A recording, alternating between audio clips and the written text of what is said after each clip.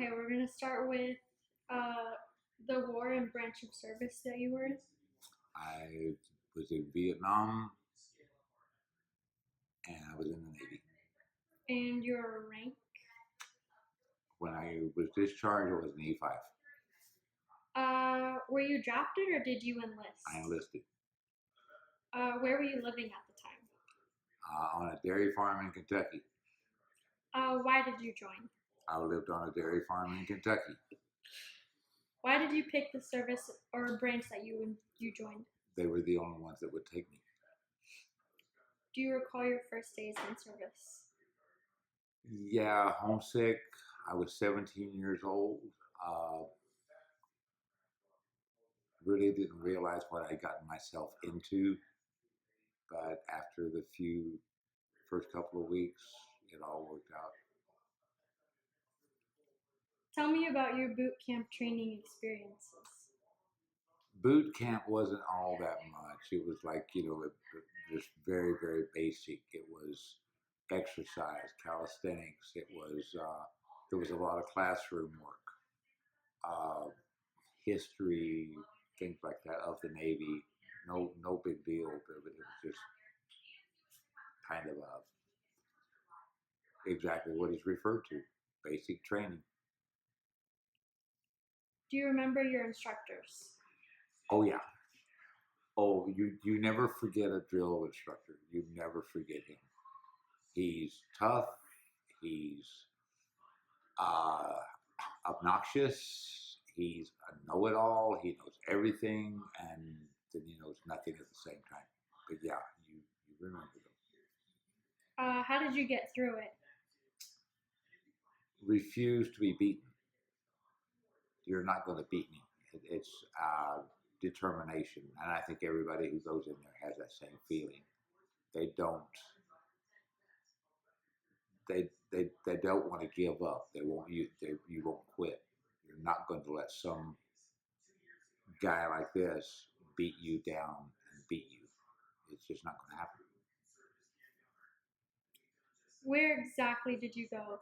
Can I answer that? Where did I go? Mm-hmm. When I was in overseas, or uh, I was stationed in Saigon. Do you remember arriving and what was it like? Bumpy. As the plane was coming down, there were rockets going off. So it was very bumpy, very frightening, very scary. You didn't know if you were going to get on the ground in one piece or not. They were trying to shoot you out of the sky. What was your job or assignment? I'd rather not talk about that. Were there many casualties in your unit? No. Would you like to share some of your best memories or most memorable experiences? There's really, everything is memorable, but nothing you really want to talk about. As far as I was a combat soldier, so nothing was very pleasant, or nothing you really wanted to share. Were you awarded any medals or citations? A couple. How did you get them? Being at the right place at the right time.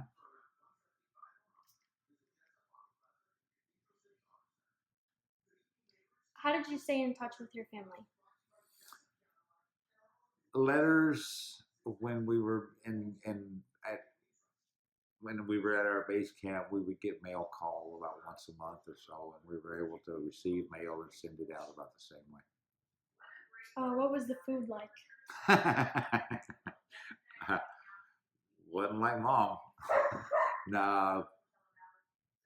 If you were at camp, at the base camp, it was pretty much it wasn't bad. I mean, it wasn't home cooking or anything like that because everything was cooked in quantity. When you were in the field, first of all, you were lucky to get food. Most of it was rice and whatever else you could scavenge once you ran out of your MREs. Did you have plenty of supplies? No, supplies were not plentiful. They were hard to get. Did you feel pressure or stress? all the time, all the time, 24 hours a day. Was there anything special that you would do for good luck? For good luck, I had kind of a Mother Hubbard. He was a guy that I just kind of attached myself to, and he was a very, very round person. He was very heavy. And when we would leave, he took care of my entire team. When we would leave, everybody would pat his belly before we would walk up the door. That's basically what it amounted to. We just pat him on the belly. Some people had guys that they rubbed on the head because he maybe was a redhead or something. We had a Mother Hubbard. He patted his belly when we walked away. How did people entertain themselves? You played cards, got drunk a lot because there wasn't much else to do over there. And the base camps were pretty much a good ways away from the city. So going into Saigon itself was not that easy of a thing to do. And it was pretty dangerous to do it. So you didn't do it often, just special occasions or whatever. Was there ever any entertainers? Entertainers? Mm-hmm. Oh, yeah. Bob Hope's USO show showed up a couple of times. I was always on patrol. I never got to see it, but it was there. There were different entertainers that would come over on their own because they wanted to entertain the troops and they were trying to support them. So kind of repetitive. What did you do when on leave? On leave? Leave was kind of a really good thing. You could really get drunk then. That's what it amounted to. I did 3 tours, so I actually had 3 leave statuses. I went to Hong Kong for one of them. I went to Australia for one of them, and I went to Italy for one of them. And it was kind of a have a good time. You just party. That's what you wanted to party and spend the money because you made good money over there, and you had no place to spend it. And when you went on your leave in the middle of your tour, you didn't really think you were going to go home, so you just blew it. You just went through it. So spent a lot of money. Where did you travel while in service? All over Vietnam.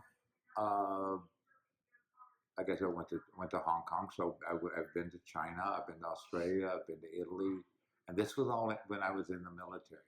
I was stationed in Vietnam for my entire tour from 68 to 72, but I was actually able to go to different parts of the world for 30 days in the middle. So. Do you recall any particularly humorous or unusual events? A lot, but I can't share them. You can't say them in mixed company. Yeah, there was we were drunk. We were in Saigon, and there was a visiting admiral. And the guy that I was drunk with decided he wanted to drive the admiral's boat, so we borrowed it. By the time we were through playing with it, we'd sobered up and didn't remember how we got it out without getting caught. So we had to hide it. And our particular instructor, or wasn't an instructor, our particular company commander already knew who did it. We didn't get caught doing it, but he knew who did it. So he told us that if the boat found its way back to the dock before midnight, the Marines had orders to turn their heads and not see anything. Miraculously, that boat found its way back. So, yeah, it was kind of interesting. What were some of the pranks that you or others would pull? Oh, some of the pranks? We had one guy who wasn't too smart, and we used to have to go on certain missions that required one of us to walk. So we would put pieces of paper and battle helmet, and we would draw these pieces of paper, and we would put an X on one, and whoever drew that X had to walk. And he always drew the X because every piece of paper in there had an X on it. He was just the only one who would admit it. Nobody ever told him. Nobody ever told him. But nothing really heavy duty. Uh, there wasn't a lot of time to do things like that. You did things like that when you were out on patrols and things just to kind of ease the tension because there would be a lot of tension out there. You didn't know what was around the next corner, so you'd do things to people. Um, Nothing you could really talk about though. What did you think of officers or fellow soldiers? Because my team was so small, I really didn't have. We didn't mix with a lot of the other soldiers. We kind of stayed within ourselves. We were special units, so we had to stay within ourselves because what we did was not, let's say, ethical. As far as officers and things like that went, we really didn't have any. You didn't know who an officer was, mainly because they never wore the bars, they never wore the oak leaves, because when it came to the enemy, they were the ones who had the shortest lifespan because they would try to take them out. It's kind of like when they talk about you cut off a snake's head, the body has no way to go. Well, the way they looked at it was that officer was the head, so they'd take him out first. And they didn't wear anything that marked them. So when you'd be walking across the camp, you didn't know who was who unless you happened to know that person. So you really didn't know. So you just kind of, everybody was just kind of there. And we didn't look at it as officers and enlisted and things like that. Do you recall the day your service ended? Yes, very much so. I was shot. So I remember that very well. I do. But days after that were not real. They were kind of hazed up a little bit. But for the most part, yeah, I kind of remember it. It was happiness and sadness all at the same time. You were happy because you were out of there. You were gone, and you knew it. You were sad because you weren't finished.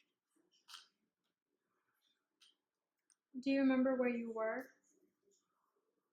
When it ended, Mhm. about 40 miles north of Saigon on patrol. Did you work or go back to school afterwards? I did. I went back to school. Was your education supported by the GI Bill? It was. They paid for the whole thing. Did you make any close friendships while in service? 5 of the best friends I've ever had in my life. Would do anything in the world for them. They would do anything in the world for me. Do you continue any of those friendships? All 5 of them.